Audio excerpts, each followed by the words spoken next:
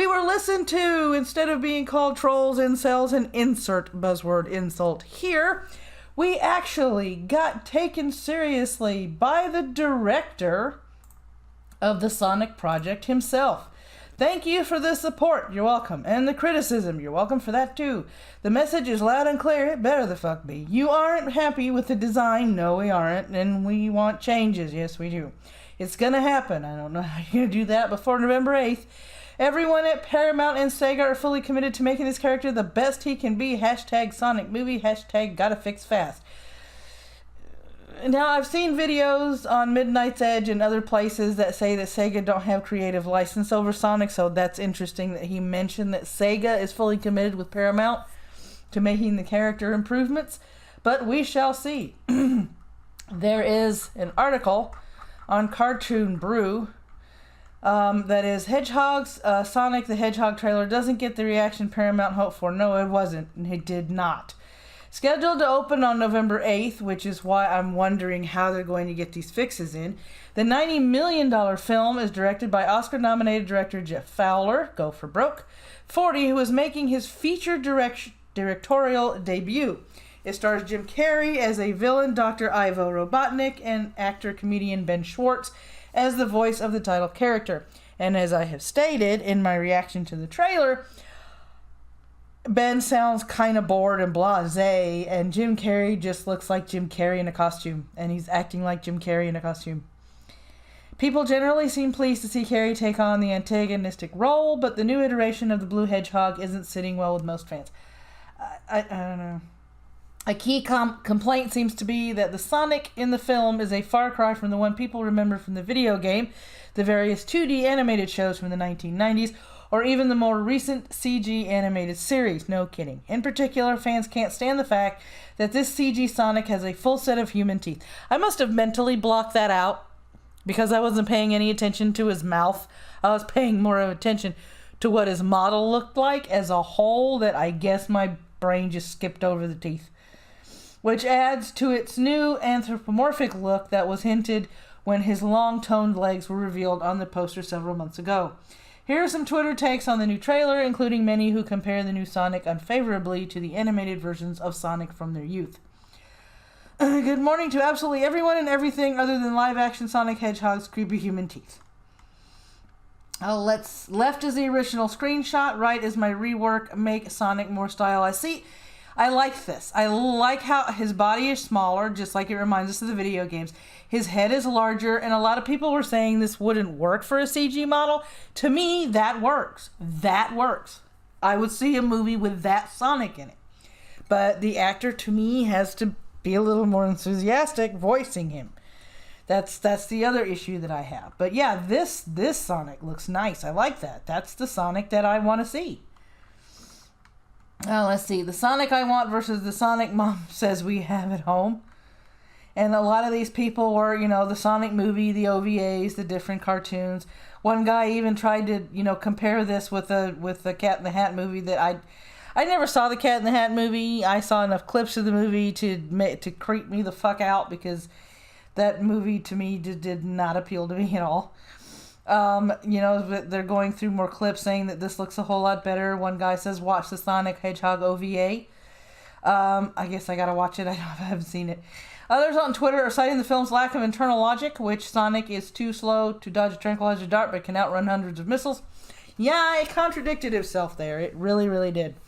And if I was going to be that critical about it in my reaction, I would have said something along the lines of, throughout history, comic book or TV history, or even gaming history, somebody that has superhuman speed usually has a superhuman or faster than normal metabolism, which would make any kind of toxins and drugs introduced to the system virtually useless.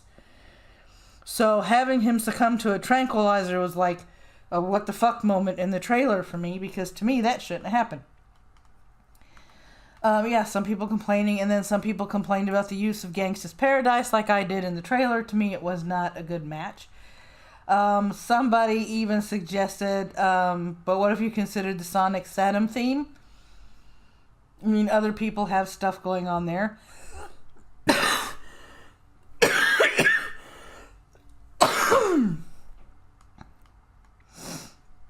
The reaction to the Sonic trailer stands in stark contrast to the upcoming Detective Pikachu, opening May 10th, that's 7 days from now, which has elicited enthusiastic and positive reactions. Pikachu and the other Pokemon seen so far in the trailers closely resemble the familiar 2D counterparts from the anime and the versions people know from the video games. I think the main reason that the Detective Pikachu movie is more accepted and more people are looking forward to that one is they've set up an entire world where Pokemon and humans are coexisting. It's not a world dominated by humans where Pokemons come through an alternate dimension to save somebody.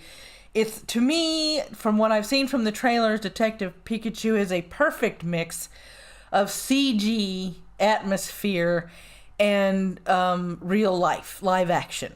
And I think that's why it works. That's why it's widely accepted. Now, this is coming from a point of view of somebody who isn't a Pokemon fan. I know, not a popular opinion, but that's my opinion. What surprised me about this is the animation and VFX for the Sonic the Hedgehog are created by Blur Studio, Digital Domain, Industrial Light and Magic, and MPC. Excuse me, ILM. Excuse me, hello, Jurassic Park? Hello? I know it's an old film. I know the Jurassic Park films are, but if you can make a fucking dinosaur come to life, hello, Sonic. That's all I have to say. That's all I effing have to say. Oh, Lord. Now, the other problem is this. This thing has a November 8th release date. Any kind of animation takes time. Especially when you're animating from scratch, when you're making the models from scratch, and everything is from the ground up, so to speak. So I don't know what kind of changes they are going to make to Sonic between now and when the movie starts, because obviously if they're doing these trailers, it's fully rendered already. They've already got the full model, they've got everything going, they've got everything ready to go, and they're doing the release date so they can have these months of hype and, advertisements so they can get as many butts in seats as possible. However, if you're going to re-render an entire character and you're going to do these improvements, I would like to know, A, how you're going to do these improvements. Because if they're ground-up improvements, there's no way you're going to make that November 8th release date.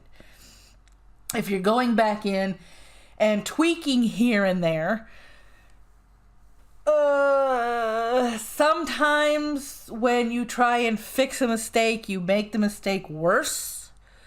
So I'm going to reserve any further objections or any further opinions until I see the reworked model or the changes that they've made. Because a lot of hybrid live action CG animation movies really haven't worked. The Jungle Book worked. I mean, yeah, prove me wrong here. The Jungle Book worked. Mowgli's story. But that was done in a very tasteful kind of way, and props have to be given to that kid because he was basically talking to nothing most of the movie. So, even though there are exceptions to the rules, in general, a live-action CG movie, there was always something off about it. Whether the CG didn't feel right or the story writing wasn't there. A lot of people are equating this movie to the Super Mario Brothers movie.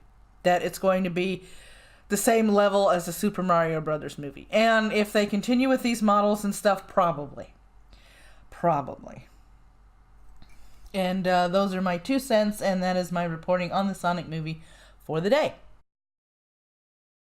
If you wish to support this channel, we do have a blog, maddie'shouseofgeek.wordpress.com, where you can come, read, comment on articles, and even catch up with some of my character profiles and short stories and stories that I am currently writing on the blog. You can also support the channel by going to the YouTube channel like here, hitting the like and subscribe, sharing it out because YT doesn't share these things out anymore. You can follow me on Instagram, you can hit the PayPal for a one-time subscription, and you can also hit this humble partner link and come to the store. Anything you buy on the store, whether it is on sale or not, will give me a small percentage of a commission, seeing how I am a humble partner. Everything from games to book bundles, cartoon bundles, and even programming, how to program stuff bundles are always on sale every month for a matter of hours and days. They even have what's left of the Sonic franchise that's on sale, so come and buy that. That's a limited time before it goes back to regular stuff. They do have the Star Wars collection because tomorrow is May the 4th be with you, and they have the Warhammer franchise on sale too. And if you also want to, please sign up and for the Humble Bundle monthly. For $12 a month, you can save hundreds of dollars in games every month and have fun every month for little to nothing per day. So there you are. There's my shills. Down there in the description is the rest of my shills. And if you wish to comment on this video, that's what the comment section is for. Until next time, stay geeky.